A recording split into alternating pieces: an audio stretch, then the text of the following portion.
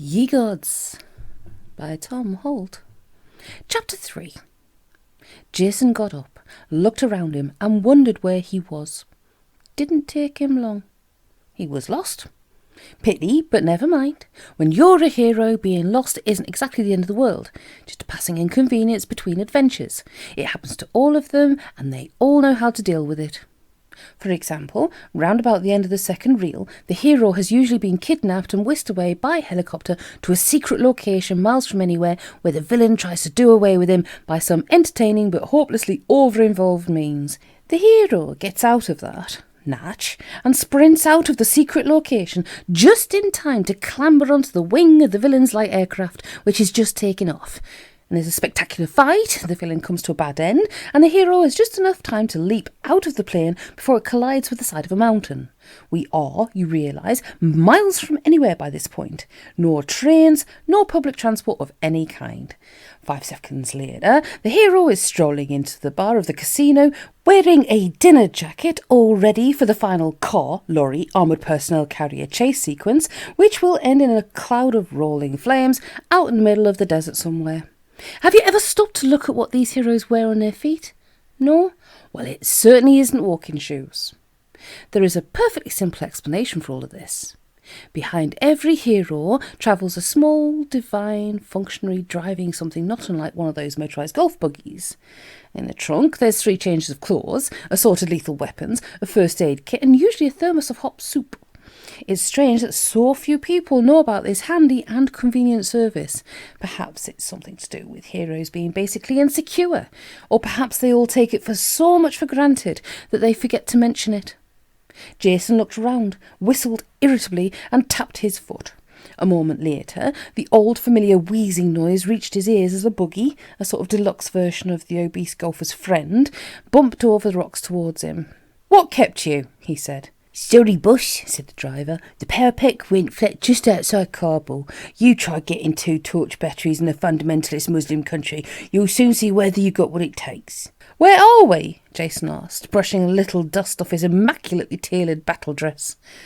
"Caucasus Mountains," said the driver, "I think. Let's have a shifty at the map." He pushed forward the passenger seat of the buggy to reveal a useful luggage area, which was crammed with the sort of old rubbish you and I keep in our glove compartments, plus a few stun grenades and a copy of War and Peace. Heroes' drivers have a lot of waiting about to do. "Here we are," said the driver at last, and emerged with a well-thumbed atlas. "Now, let the dog see the rabbit. If that's Tbilisi down over there..." Jason made an impatient noise. "And anyway," he said, "what am I here for?" The driver shrugged. "Funny you should ask that," he said. "The other day I was reading this book by Descartes, and he says..." No, said the hero irritably. "What I mean is, why have I ended up here when I thought I was going back to Aldershot?" The driver wriggled uneasily in his seat. "Now, boss," he said, "you know I'm not allowed to tell you things like that. Signed the Celestial Secrets Act, haven't I? It's not fair asking me things like..." All right, said Jason, "just so long as this is where I'm meant to be. You know, right now." "Don't worry about that," said the driver. "Bang on." "Well," confessed the hero, "sometimes I wonder, I haven't really got the hang of all this somehow. I mean, Daddy did say..." "What?" "He said," replied Jason, "that I should do what I was told and keep my mouth shut. Fair enough, I suppose, but..." Heroes have these short intervals of what can only be described as doubts, and the driver had heard it all before. Take Origin, for example.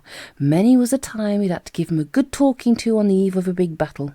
"Don't you worry about all that," he said. "The big fellas know what they're doing. You just carry on and enjoy yourself." Jason nodded, reassured. Ever since Daddy had told him a few months ago now, just before his 18th birthday party, that he was a hero and it was high time he stopped daydreaming about a career in hotel management and went out in search of his destiny, he'd done his best not to look back. And it'd been fun, so far, hitting people, charging machine gun nests, pulling the barrels off tanks with his bare hands, all that sort of stuff. Most of the boys he'd been to school with still thought smashing up Space Invader machines was a wild time. Anyway, said the driver, far be it for me to drop any heavy hints, but I think your destiny lies over there. He pointed at a nearby hillside. What, the one with the trees? No, said the pet driver patiently. The one with the goats and the small shack. I think you'll find there's someone over there waiting for you. Ah, said Jason. Right then, in the shack? Very probably, said the driver. Why don't you go and find out? Overhead, a huge eagle hugged a thermal and scanned the surface below.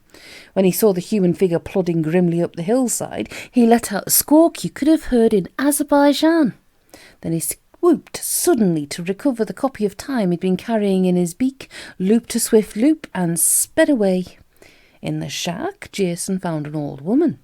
She was sitting by a fire, stirring a big pot. A pair of black ravens perched on her shoulders, making her look like an old-fashioned bedstead. "Hiya," said Jason. "Where to?" The old woman scowled at him. This was her one big scene, and she wanted to make the most of it. "Sit down, boy," she said, and pointed with a gnarled finger at a low stool on the other side of the pot.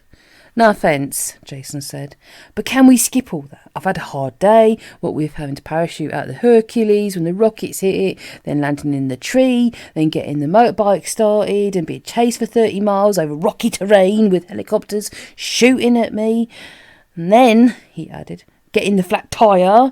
So if we could just—" "You sit still," said the old woman. "I like it." "Bloody hell!" Jason whined rebelliously, but the old woman gave him a look which put the helicopter gunships firmly in context, and he sat. "Whither away, stranger?" said the old woman, after a gratuitously long pause. "It is seldom we see strangers in these lonely parts," she ad-libbed. "I go to seek my destiny," said Jason woodenly. He'd say it, but he was damned if he was going to ham it up. "Your destiny," said the old woman. She managed the capital D rather better than he did. "And where will that lead you?"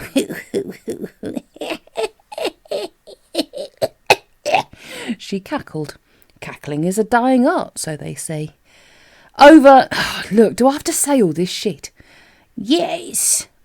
"Oh, come on," Jason pleaded. It made him feel so self-conscious. "I mean," he said, "if we skip it, no one will ever know." "I will," said the old woman. "Say it." "No." "Very well, then," she said grimly, and reached for her knitting. About 5 minutes later, Jason cleared his throat and said very quickly, "I go in search of the source of the mystic power of the sun, all right?" The old woman nodded. "No," she said, "that I am not what I seem." She put down her knitting and grinned. Jason looked at her. "Well?" "Well, what?" "Get on with it," Jason said. "You're supposed," said the old woman, "to register surprise." Jason indicated that he would shortly be registering extreme annoyance, and the old woman put down her knitting quickly. "No," she said, "that I am none other than Hecate, witch mother of the mountains, and I shall grant you one wish." "One wish?" "You never heard of the cutbacks? One wish to help you achieve your heart's desire. But choose carefully. The gifts of the gods are very—" "Tell me," said Jason firmly, "what I'm supposed to do next. Or," he added, "I'll thump you one, all right?" The old woman glowered at him. "Over there," she said. "Turn left at the second thorn bush. Follow your nose till you come to a pillar of fire. Left, then left again through the clashing rocks. Then straight on. You can't miss it." "Miss what?" "It," said the old woman. "Now push off." Jason got up and headed for the door. "Hang on," he said. "You've forgotten something." "Have I?" "Yes." "Oh, The old woman tooted loudly. "That's what comes of rushing things," she said. "You lose your place." From under her chair she pulled out a long cloth bag. "See," she said, "this is the sort of... Oh, sod the thing. The cover's got caught in the pommel somewhere. Look, you hold this end, and when I say pull..." There was a tearing sound and a metallic clang. "Anyway," said the old woman, leaning forward, "this is the sort of glycerion which may only be tamed by the pure in heart. To all others it brings death. Wield it well, my son, for, hey, didn't anyone ever tell you it's rude to snatch?" "Right," said Jason, looking at the sword with mild disgust. "About bloody time, too." He got up and strode towards the door. "May the power be with you," the old woman called out after him. "Oh, drop dead," Jason replied. Then he clumped out to seek his destiny. "You're through." "Right." Rattle, rattle, rattle, clunk. 4 and 5, that's it. Actually, Paul, that's 9. All right, it's bloody 9 then. 1, 2, 3, 4, 5, 6, 7, 8. Oh, that's charming, that is. Go back 3 spaces. Yes, thank you, Vull. I can read, you know. Riffle, riffle. Get out of trouble free. Oh, well, that's worth having, isn't it? Your turn. Rattle, rattle, rattle, rattle, clunk. 1, 2, 3, 4, 5, 6, 7, 8. Pause. Oh. "Hello," called Jason. "Anyone at home?" He leaned against the doorway of the curious stone building, rested the sword of Thingamy against a pillar, and tied his shoelace. Heroism was all very well, he reckoned, but if he'd wanted to do a lot of walking, he'd become a horseman. Nothing happened.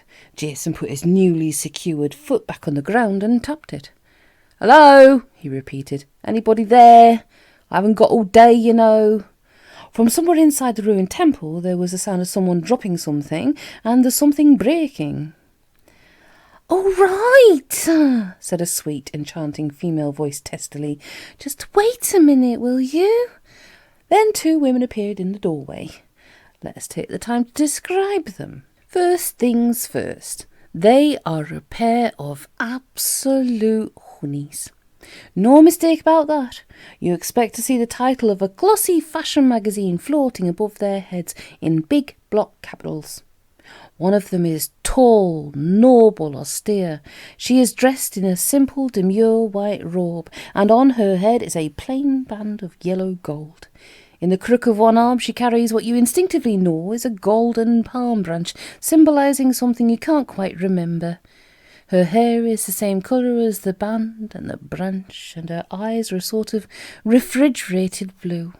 She doesn't happen to be wearing a sash right now, but if she was, you could bet your life savings and the next month's paycheck that it would have virtue embroidered on it.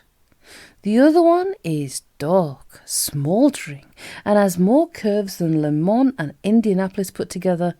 In the crook of her arm she carries what used to be called a cornucopia, a sort of metallic cream horn with fruit in it, and what she's wearing is largely academic. She does, however, have a sash, but instead of luxury, it has Miss Personality Northwest Area 1992 on it, presumably in the vain hope of leaving something about the wearer's appearance to the imagination.